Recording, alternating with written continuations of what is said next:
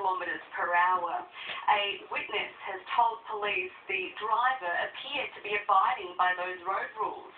At this stage, investigators have ruled out speed as a factor. It's just an unfortunate accident that we can see at this point in time.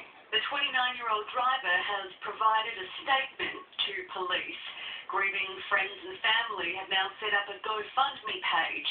They, along with all who witnessed the accident, are tonight bearing a heavy burden. Early Walsh, NBN News. A crash between a minibus and a motorbike on the Central Coast has claimed a man's life. The rider, aged in his 40s, died at the scene of the accident on Budgeward Road just after midnight. The 23-year-old driver of the minibus has undergone mandatory drug and alcohol testing.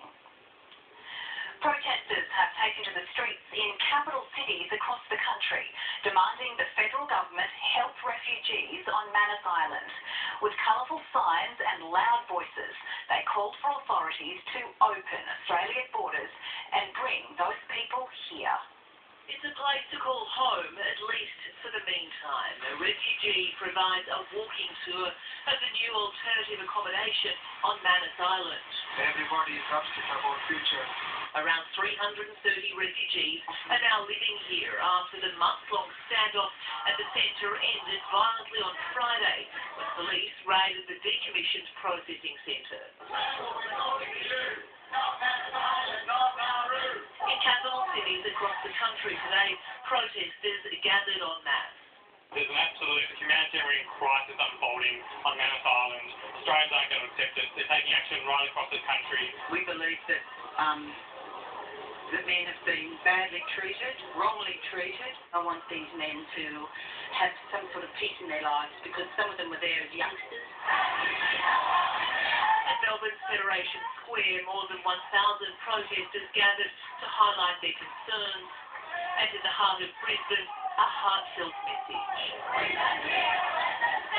These protesters simply aren't backing down. They're vowing to continue with rallies like this one across the country until the government changes its official position.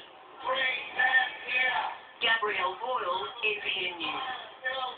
The Greens are calling for euthanasia legislation to be replicated nationally after laws were successfully passed in Victoria's upper house last week. Party leader Richard Di Natale says he'll pursue a national voluntary assisted dying bill next year. Hopefully what we'll now see are other brave state governments facilitate the passage of a free vote through their parliament and we can have this law extended beyond Victoria right across the country.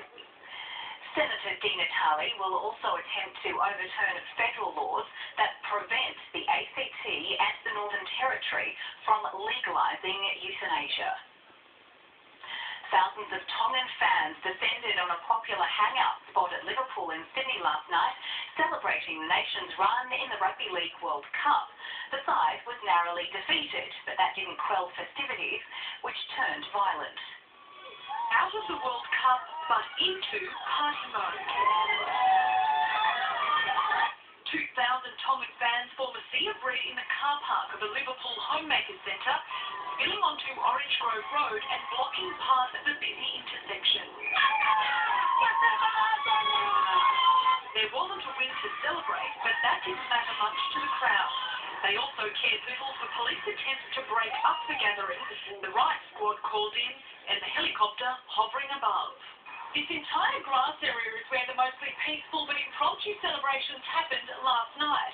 That all changed when a brawl broke out just before midnight and a 24-year-old man was arrested. He's been charged with assault, while a couple of hours earlier tempers flared at Tempe. Officers forced to use capsicum spray after a fight involving around 30 fans at a home on Gannon Street. 2 men and a woman were taken in, accused of affray, resisting arrest and offensive language. But like the World Cup loss, the violence failed to dampen the spirits of those big and small at Liverpool. And go Australia! A positive way to lose with every turn off. The 4 fans charged among the thousands an unfortunate minority. A boost for for the fight against brain cancer today, with survivor Jacob Trzynski receiving a $200,000 cheque from philanthropist Andrew Twiggy Forrest to add to the $100,000 the 16-year-old has raised. The handover came at the annual Walk for Brain Cancer in Sydney. The money will go to the National Brain Cancer Mission. Coming up after the break, the British island with a dark past and why its secrets may be lost forever.